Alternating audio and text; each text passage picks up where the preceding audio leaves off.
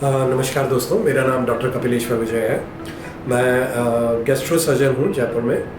आपसे आज gall bladder यानी पित्त की थैली की बीमारी के बारे में बात करने के लिए मैं यहाँ पे आज आया हूँ। गॉल ब्लैडर यानी पित्त की थैली की पथरी एक बहुत कॉमन बीमारी है जो आमतौर पर बहुत कॉमनली देखी जाती है। और इस बीमारी में मरीज़ को पेट में राइट साइड में पसलियों के नीचे या पेट में बीच के हिस्से में दर्द होता है जो पीठ की तरफ या कंधे की तरफ जाता है। साथ में उल्टी उबकाई का एहसास भी होता है और ये दर्द काफ़ी तीव्र गति का होता है। और इस दर्द का जो है वो 2 से 4 घंटे तक लगातार बना रहता है। स्पेशली जब भी कोई भारी मील यानी भारी खाना वसा युक्त भोजन किया जाए तो उसके बाद ये दर्द ज़्यादा बढ़ जाता है। पित्त की थैली की पथरी के बारे में बहुत सी भ्रांतियां हैं जिनके बारे में लोग ऐसा सोचते हैं कि इसका इलाज कैसे है, दवाइयों से है, क्या है।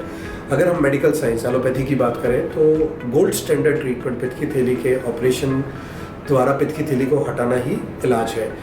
ये पद्धति बहुत सरल, बहुत सक्षम और दूरबीन से होने की वजह से बहुत कारगर है।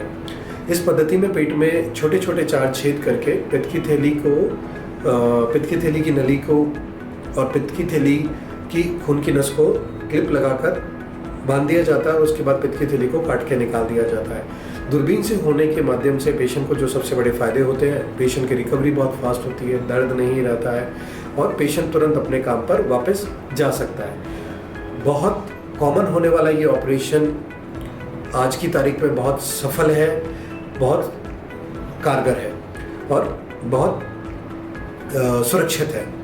लोगों के मन में एक बहुत सवाल होता है कि अगर हम पित्त की थैली का ऑपरेशन करा लेते हैं तो हम कोई भी वसायुक्त चकनायुक्त वाली चीज़ नहीं खा सकते, जो कि एक भ्रांति से ज़्यादा कुछ भी नहीं है। क्योंकि खाने में वसा को पचाने के लिए जो अहम तत्व है वो है पित्त यानी बाइल। उसका निर्माण लीवर में होता है, लीवर यानी यकृत। और ये पित्त की नली से माध्यम से आंत में जाके काम करता है। पित्त की थैली सिर्फ पित्त के संग्रहण का कार्य करती है और अगर पित्त की थैली में पत्थर बने तो कहीं ना कहीं उसके कार्य प्रणाली, कार्य संचालन में कोई तकलीफ हुई है, उसी की वजह से पित्त की थैली में पत्थर बने। पित्त की थैली में पत्थर बनने के कॉमन कारण, जो सबसे कॉमन कारण होते हैं, उसमें मोटापे का होना, बहुत ज़्यादा वसायुक्त खाना खाना, बहुत लंबे समय तक भूखे रहना, बहुत वज़न कम करने की चेष्टाएं करना जिसमें वज़न कम हो, रैपिड वेट लॉस हो, या फिर पित्त की थैली का सही तरीके से संकुचन ना होना। जब भी पित्त की थैली में पथरी बनती है, ये पथरी छोटी से लेकर बहुत मामूली जैसे छोटे कंकड़ से लेकर बड़े आकार की पथरी भी बनना संभव है। दोनों तरह की पथरियों के अलग अलग साइड इफ़ेक्ट या अलग अलग कॉम्प्लिकेशंस होते हैं। छोटी पथरी पित्त की नली में जाकर, पित्त की थैली से पित्त की नली में जाकर पीलिया या अग्नाशय में सूजन, जिसे पैनक्रेटाइटिस कहते हैं, उस तरह की बीमारी को कर सकती है। और बड़ी पथरी पित्त की थैली के अंदर ही इकट्ठे रह के मवाद का बनाना, पित्त की थैली में सूजन का करना जिसे कोलेसिस्टाइटिस, या मवाद का बनाना जिसे पायोसील ऑफ गॉल ब्लैडर, या कभी कभी गॉल ब्लैडर को गैंग्रीन भी बना सकती है। तो इस परिस्थिति में पेशेंट को अत्यधिक दर्द होना, बुखार का होना, पेट में आफरा आना, इस तरह के लक्षणों का भय रहता है। पित्त की थैली के साथ में पित्त के कैंसर का भी एक डर जुड़ा हुआ है, जो कि सिर्फ एक एसोसिएशन है। ऐसा नहीं है कि जिसको पित्त की थैली में पथरी है उसको पित्त की थैली का कैंसर हो ही जाएगा।